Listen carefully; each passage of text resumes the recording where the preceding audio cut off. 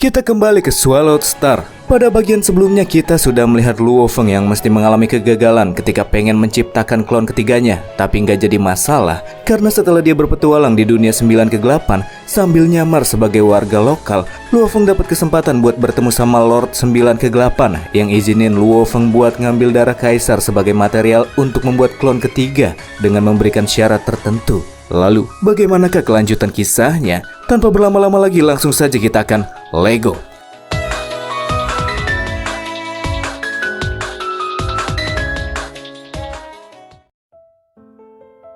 "500 tahun setelah Luo Feng membentuk klon ketiga yang masih belum menetas, kita akan dibawa ke tanah warisan sekte dewa leluhur yang menyimpan harta karun. Ada banyak pejuang yang nyari harta di sana, bahkan ada juga yang sampai 10 juta kali pencarian, namun sebagian besar dari mereka nggak bisa nemuin apa-apa. Pas lagi enak-enaknya nyari, mereka juga melihat ada seseorang yang melintas di langit, dan dia adalah Blade River King. Padahal setelah kembali dari Laut 9 kegelapan, dia nggak pernah kelihatan lagi selama ratusan tahun. Tapi sekarang, manusia kuat satu itu malah menunjukkan dirinya dan langsung pergi ke arah puncak gunung tertinggi untuk mencari harta.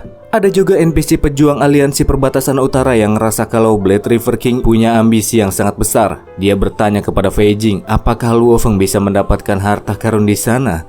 Fei Jing di sini nggak nyerang Luo Feng dan cuman mantau, itu karena wilayah ini masih termasuk dalam penjagaan Aurora, teman-teman.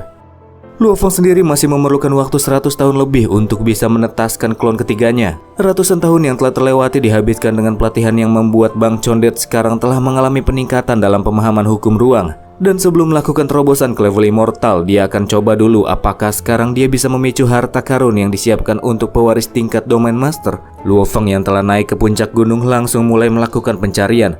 Sementara si Fei Jing yakin kalau Luo Feng gak bakalan bisa nemuin apa-apa di sana. Luo Feng menghabiskan waktu untuk melakukan pencarian, berpindah dari satu puncak ke puncak lainnya dan masih belum bisa mendapatkan apa yang dicarinya. Hal ini bikin Luo Feng jadi bahan tertawaan para pejuang ras asing lain, termasuk Fei Jing yang selalu nganggep Bang MC itu rendahan. Padahal mah cuman iri aja alien satu ini. Luo Feng masih santai melakukan pencarian, yang depresi malah babata. Mereka masih belum menemukan apapun dan kini hanya tinggal satu puncak gunung lagi yang belum dijamahi. Ya, namanya juga untung-untungan. Kalau nggak dapet, ya nggak apa-apa juga, kata Luo Feng yang langsung beralih ke puncak gunung terakhir. Dan setelah mendarat di sana muncul sinar keemasan dari permukaan. Babata yakin kalau ini pasti merupakan tanda kemunculan sebuah harta. Para pejuang yang menyadarinya langsung pada datang ke TKP buat ngelihat puncak gunung yang akan segera membuka sebuah harta karun.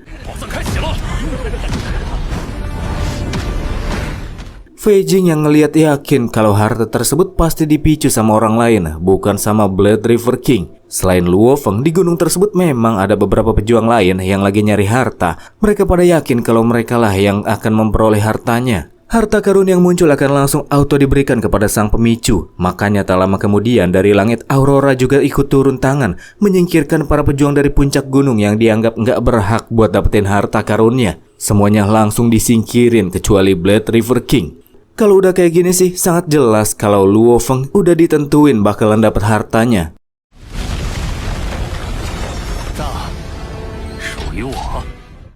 Puncak gunung kemudian meledak berkeping-keping, dan di antara reruntuhannya muncul sebuah cincin harta yang nilainya setara dengan harta tertinggi. Para alien yang melihatnya penasaran sebenarnya apakah isi dari harta yang akan segera didapetin sama Blade River King. Fei Jing yang dengki, yap nggak jelas, sebelum kemudian cabut dari sana karena kesel ngelihat Luo Feng dapat harta. Setelah cincin harta itu berada di tangannya, Luo Feng langsung melihat isi di dalamnya dan didapati jika harta tersebut merupakan sejenis harta istana terbang, mirip dengan kendaraan terbang yang dimiliki sama Lord Tianlang. Harta itu bernama Silver Dragon Phantom Ship dengan nama alias Galaxy yang termasuk dalam harta berharga tingkat tinggi. Menurut Babata, karena sekarang Luo Feng masih belum bisa mengendalikan Tower Bintang, kapal Galaxy akan menjadi kendaraan penggantinya sementara waktu. Hanya saja ketika Babata ingin coba mengaktifkan kapal model istana tersebut, dia nggak bisa mendapatkan akses masuk ke dalamnya, gara-gara pemilik sebelumnya telah mengunci izin aksesnya. Hanya dengan memecahkan teks sandi kapal barulah akses bisa dibuka. Sayangnya teks sandi yang ditampilkan sama sekali nggak ada di dalam database Babata, jadi dia nggak bisa memecahkannya.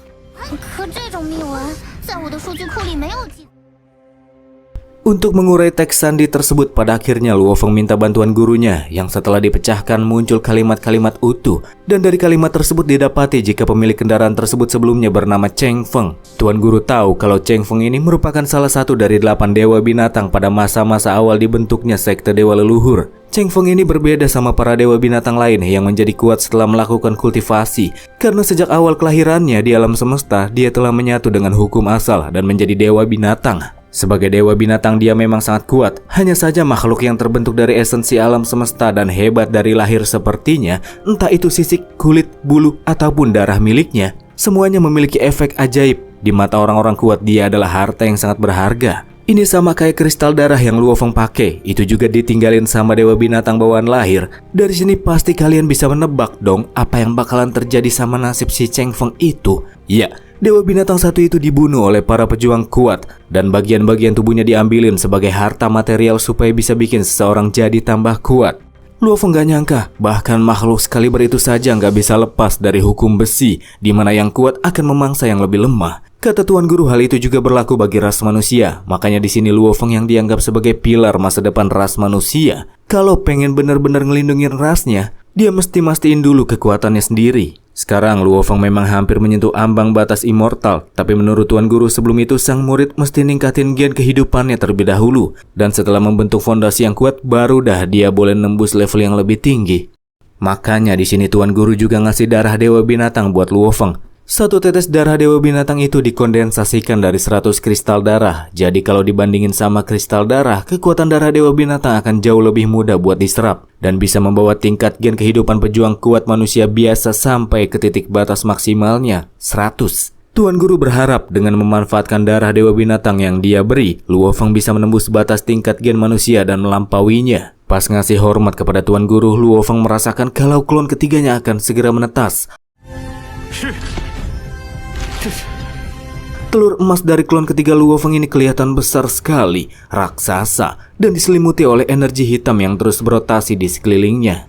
Pas retakannya semakin melebar, Luo Feng makin penasaran apakah telur emas raksasa tersebut akan langsung jadi lautan darah pas menetas. Sebab kan dia cuma pakai darah sebagai materialnya. Ternyata pas menetas memang beneran darah. Akan tetapi dari gumpalan darah besar di udara mulai terbentuk sebuah entitas makhluk berukuran raksasa juga. Itu adalah klon ketiga Luo Feng, makhluk hidup yang terbentuk dari daging dan darah.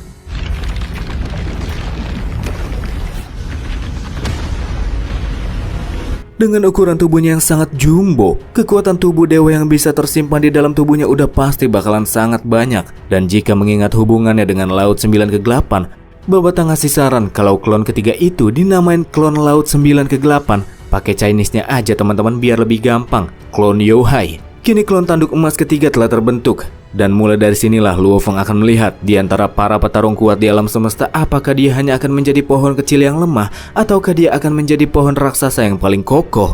Ya, itu semua tergantung sama seberapa besar usaha Luo Feng sih. Luo Feng bisa merasakan di dalam tubuh Youhai tersimpan informasi memori yang sangat besar. Di antaranya Luo Feng telah mengetahui jika klon tersebut memiliki 2 talent khusus, si Transformation dan Creation. Si Transformation, transformasi laut. Luo Feng dapat mengubah klon ketiganya menjadi lautan 9 kegelapan tak terbatas karena volumenya bisa terus dikembangkan. Dengan demikian maka Youhai dapat menampung banyak sekali kekuatan dewa. Lautan yang bisa dibentuk sekarang hanya mencapai 10.000 km.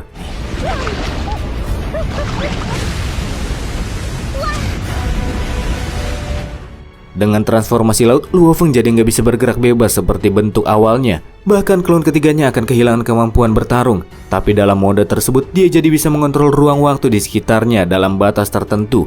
Itu bisa jadi model variasi serangan yang ampuh yang nantinya bisa Luo Feng manfaatkan. Cuman Luo Feng merasa lautan darah yang dia ciptakan kayaknya nggak sesuai. Sebab lautan darah pangeran tingkat domain master saja bisa sampai 80 juta kilometer. Ya, untuk sekarang gak usah dipusingin dulu lah. Mending lihat talent khusus selanjutnya, Creation, penciptaan.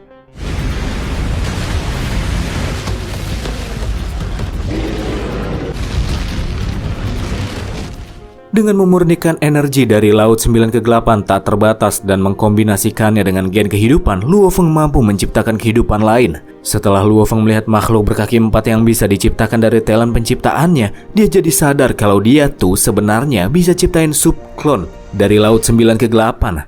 Subklon yang bisa menampung kesadaran dan digunakan untuk bertarung. Jadi meskipun hancur, subklon tersebut bisa segera kembali diciptakan. Pantasan aja Lord 9 Kegelapan bisa terus bangkit kembali setelah mati. Ternyata yang mati itu cuma sekedar klon yang tercipta dari lautan darah doang. Sayangnya, subklon itu memiliki jangkauan yang terbatas untuk aktivasinya, dan kekuatan tempurnya juga jauh berkurang dari yang asli.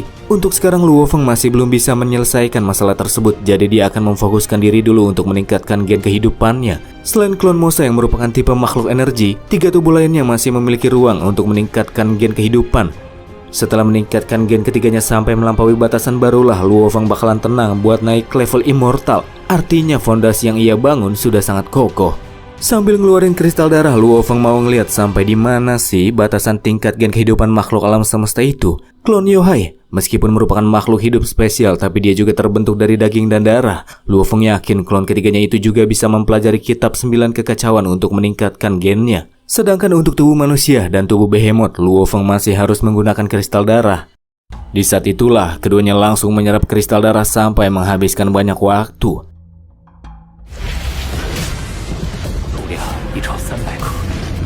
Behemoth mencapai batasan setelah dia menyerap lebih dari 300 kristal darah, sedangkan tubuh manusia Luo Feng hanya bisa menyerap 82 saja. Makanya Luo Feng lanjutin naikin gen pakai darah dewa binatang yang dikasih sama tuan guru. Pas nyerap darah dewa binatang, rasa sakit yang menyerang jauh lebih parah dibanding dengan menyerap kristal darah. Untuk bisa menjadi lebih kuat, kita memang harus ngerasain sakit dulu, teman-teman. Pemahaman tingkat kelima dari kitab 9 kekacauan memberikan fondasi yang lebih kuat. Sebanyak 48 kali tingkat gen kehidupan untuk tubuh manusia dan juga tubuh behemoth Luo Feng. Dan sekarang tingkat gen behemoth sudah mencapai 6.400, sedangkan tubuh manusianya telah melewati angka 3.000, melampaui batas gen manusia biasa yang hanya di angka 100 doang. Kata Babata, Raja Fei Jing yang ngocol itu paling cuma di angka 2000-an tingkat gen kehidupannya. Jadi setelah Luo Feng mencapai level immortal, jelas Fei Jing bukan lagi tandingan buat Bang Condet Anomali. Di titik ini saja Luo Feng udah senyum-senyum.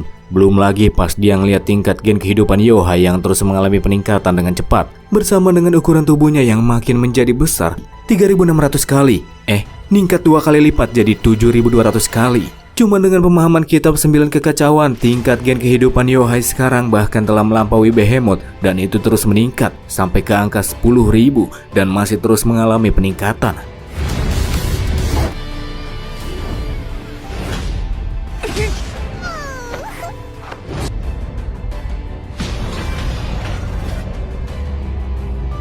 Tak lama setelah Yohai berhenti mengalami perkembangan, core inti behemoth mulai bereaksi dan memberikan beberapa penglihatan buat Luo Feng.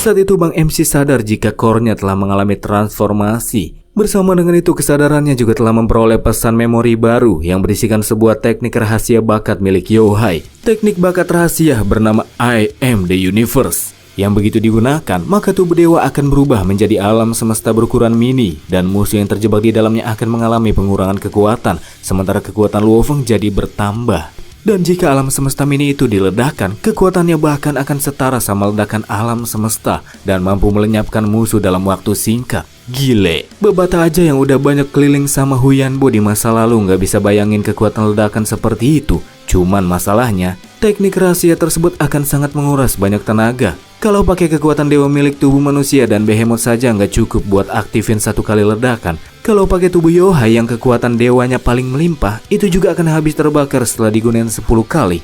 Dan setelah itu pengisian ulang kekuatan dewa juga akan jadi makin lambat. Tentang masalah itu nang-nang saja kata Babata. Sebab setelah Luo Feng mencapai immortal nantinya, alam semesta akan menuangkan kekuatan dewa dalam jumlah besar ke dalam tubuhnya. Artinya setelah Luo Feng naik level, maka kekuatan dewanya bakalan jadi meningkat dan membaik daripada sekarang. Dan kalau nantinya Luo Feng mau pakai teknik rahasia I Am The Universe dengan lebih tenang, Babata nyaranin mulai dari sekarang Luo Feng mesti maksimalin dulu kapasitas penampungan kekuatan dewanya, supaya nanti pas naik level dia bisa menerima lebih banyak infus kekuatan dewa. Untuk memperbesar penampungan kekuatan dewa, Luo Feng bisa manfaatin klonnya, tepatnya klon Yohai yang memiliki bakat transformasi laut.